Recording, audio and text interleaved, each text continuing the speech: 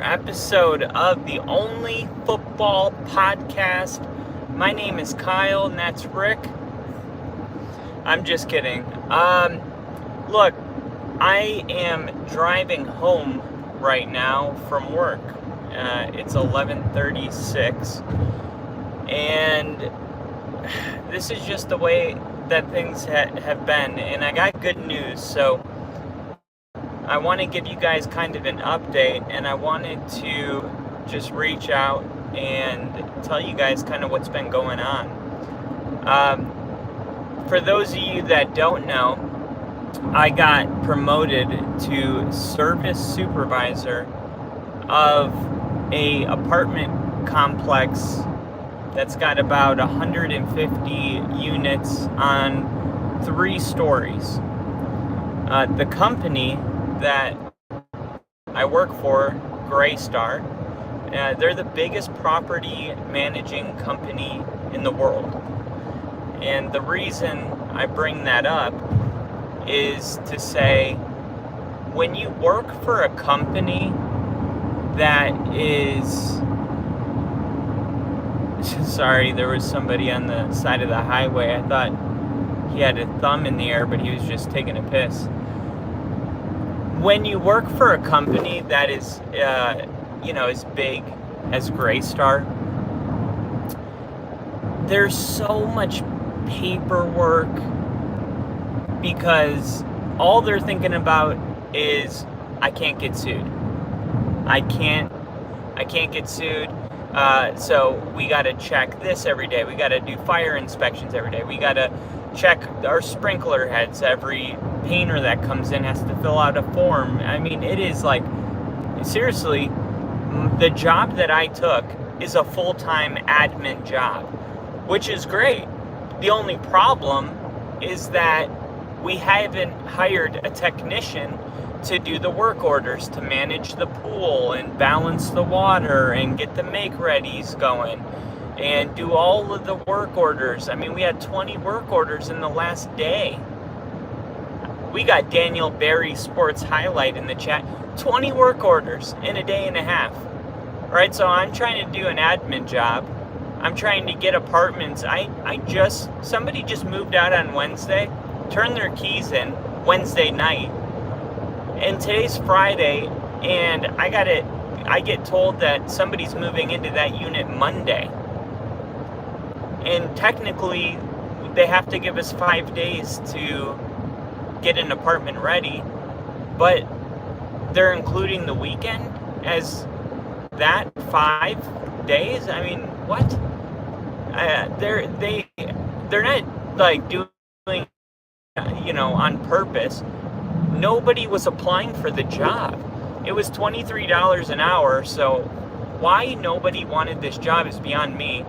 It's the biggest company in the world, which means that there's great opportunity to climb the corporate ladder. And I mean, the insurance policies are great. It checks every box. And on top of everything, active adult, which is 55 and up.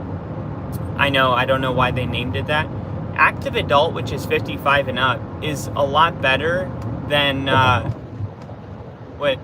forget what they call it, but just, a regular apartment complex where any age can live there. Because apparently when you're dealing with the younger kids, there's just a lot of other issues that don't really exist. 55 and up communities have their own issues, but most people that move to a 55 and up community, they move there because they want to get away from all that chaos. And it is true that old people turn into be babies again. And I'm not saying it's a cakewalk.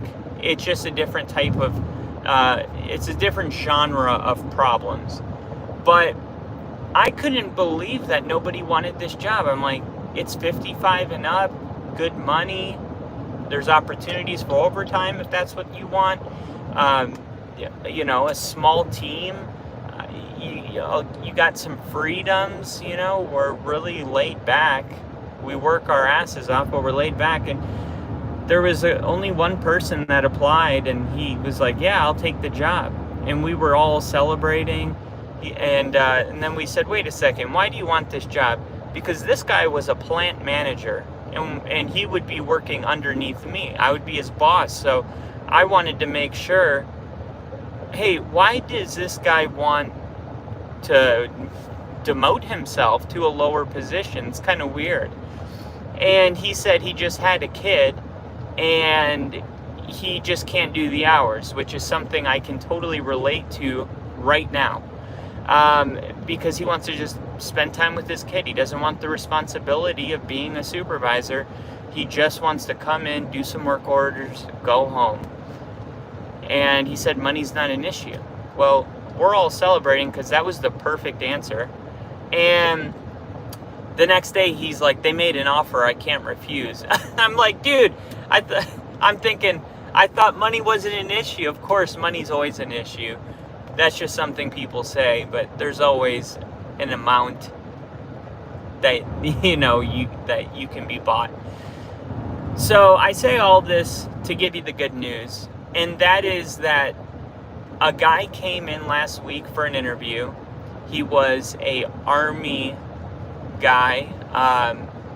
He said he was infantry. I don't know.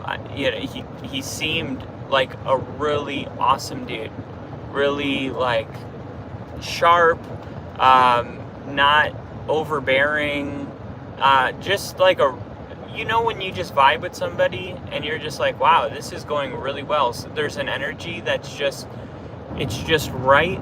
And I think it's a spirit of discernment. And I was just feeling like this is the perfect guy to take this job. And he starts Monday. So starting Monday, I'm going to get my life back. And that's really what I wanted to share with you guys, because I miss you. I miss going live. I have so much football to talk about. It is unbelievable. That's all I do while I'm at work is think about football. Think about how much I would rather be going live and talking about the draft. And I have all these segment ideas that I've thought of, like average college quarterbacks that turned out to be NFL superstars, or great college players that turned out to be busts in the NFL, and the draft, and which teams are trending up and which teams are trending down. The Shedeur Sanders thing, I have something to say about. Everybody's got an opinion on it. And just like everything else in the world, you either got to be on this side or you got to be on this side. It's either the NFL is racist and they don't want a Shedeur Sanders, or it's Shedeur Sanders is so arrogant, and it's like that is gonna always be the case. That's just the way our society is. They pick a side, but what I like about this podcast is I have the ability to put my voice out there. You put my digital footprint out into the YouTube data world, and I feel like my opinion's different than all of those black and white society that we live in. It's different than the opinions that we're getting from them. And I was excited I'll just tell you real quick, I thought that Shedeur Sanders was definitely not doing himself any favors in the draft process. And the reason I say that is because and here's the thing, I like Shedeur Sanders. I'm a Colorado guy. I am Nuggets, Broncos, Avs, Buffaloes. I mean, the fact that Shedeur Sanders and Travis Hunter went to Colorado, I was like, this is the coolest thing in the world. I'm a huge fan. And even with that said, I could tell you that Shedeur Sanders does come across as extremely cocky. And that's not an issue for NFL executives. it's not an issue because we've seen Cam Newton go, 1 overall to the Carolina Panthers? We've seen Baker Mayfield. We've seen Johnny Manziel. We've seen arrogant quarterbacks get drafted really high. Aaron Rodgers was very cocky. Because the bottom line is if you can ball, none of that matters, man. But the reality is that Shedeur Sanders, he never was that guy that was like clearly the best in the nation. He never hit that like Joe Burrow, that even Lamar Jackson. He didn't even hit Lamar Jackson's level. And Lamar Jackson ended up going 32 to the Ravens. But Lamar Jackson won a Heisman Trophy. So that right there tells you that Shedeur Sanders, the only reason that he was being considered a top 5 pick was because it was a very, very thin quarterback draft. You had Cam Ward, and then there was a drop-off.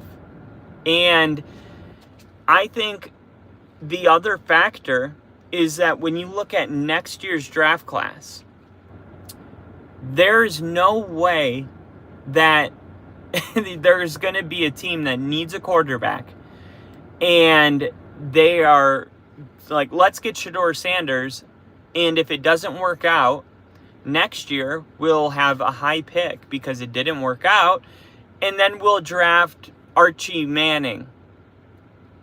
Think about that. That's exactly what the Cardinals did when they drafted Josh Rosen, and then the next year they drafted Kyler Murray.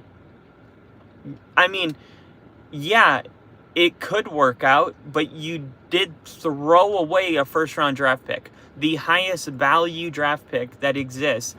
If you took Shedeur Sanders and you really had your eyes on next year's draft class, you're throwing it away. I'm not saying every team was looking to next year, but I'm saying that there was definitely 2.